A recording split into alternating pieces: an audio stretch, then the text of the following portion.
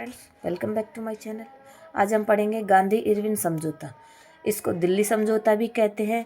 यह 5 मार्च 1931 को हुआ था और इसके अंदर हम पढ़ने वाले हैं इसकी पहले तो हम इसकी पृष्ठभूमि पढ़ेंगे, फिर इसके प्रावधान, इसमें क्या क्या प्रावधान किए गए थे, इसके फलस्वरूप क्या प्रतिक्रिया हुई, ये सब पढ़ने वाले हैं।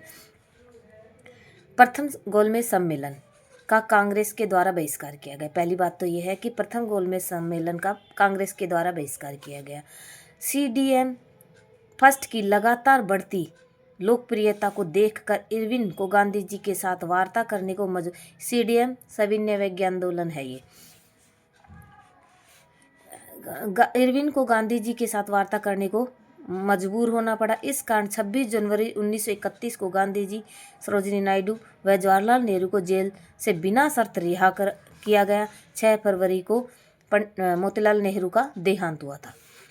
और प्रथम गोलमेज सम्मेलन में भाग लेकर आए तेग बहादुर सप्रू, M जयकर तथा श्रीनिवास शास्त्री ने गांधी जी व इरविन के मध्य समझौते के प्रयास शुरू किए। 17 फरवरी 1931 को दोनों के मध्य प्रथम बैठक हुई। 17 फरवरी 1931 को दोनों के मध्य प्रथम बैठक। तत्पश्चात आगामी 15 दिन में 8 बैठकें हुई और जिसे कि सरोजिनी नायडू ने 2 महात्माओं का मिलन बताया।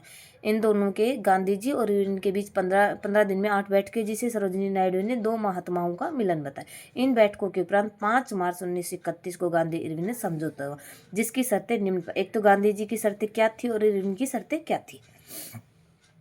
अब देखते हैं इसमें गांधी जी की शर्तें क्या थी। गांधी जी के द्वारा लिखित कांग्रेस की कानूनी मान्यता प्रदान की जाए और राजनीतिक कैदियों की रिहाई, भगत सिंह आपराधिक कैदी जैसे कि, और जब्त की गई जमीन लौटा दी जाए तथा बशर्ते तीसरे पक्ष को बेची न हो, और त्यागपत्र कर्मचारियों को बहाली बशर्ते उनके स्थान पर अन्य नियुक्ति न किया गया हो।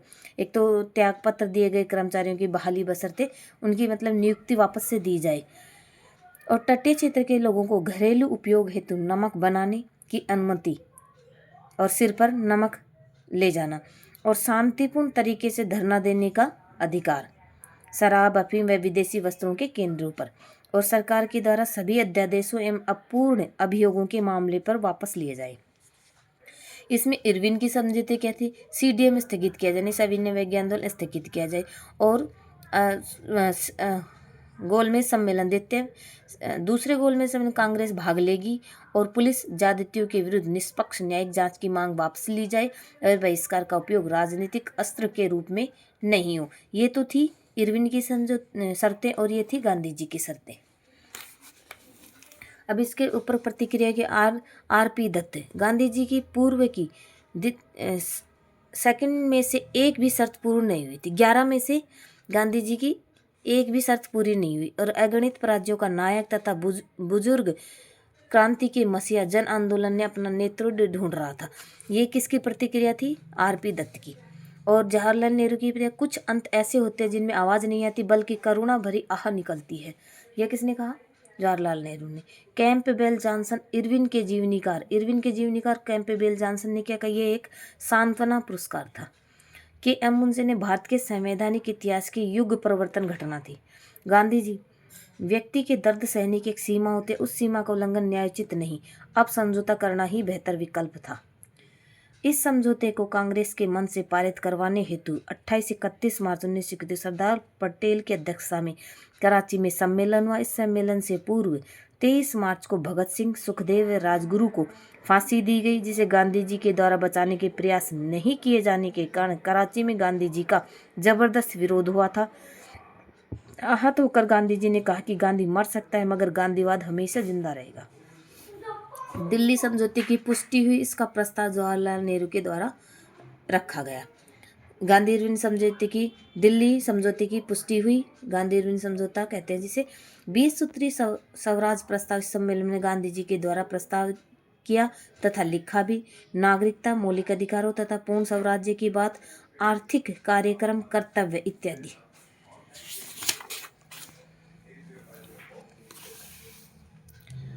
अब सविनय अवज्ञा आंदोलन का द्वितीय चरण ये देखते हैं हम।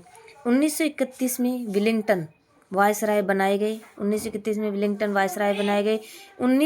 1931 से 36 विलिंगटन गांधी इरविन समझौते के खिलाफ थे और इसलिए उन्होंने हमेशा समझौते का उल्लंघन किया। 28 दिसंबर 1931 को गांधी जी प्रथम गोलमेज सम्मेलन में भाग लेकर लौटे थे और सविनय विज्ञान आंदोलन का दूसरा चरण आरंभ करने का निर्णय लिया गया। तत्पश्चात 4 जनवरी 1932 को गांधी जी को पुनः गिरफ्तार कर लिया गया। बंगाल बम्बई में उपद्रव हुए। सरकार ने निर्मम दमन।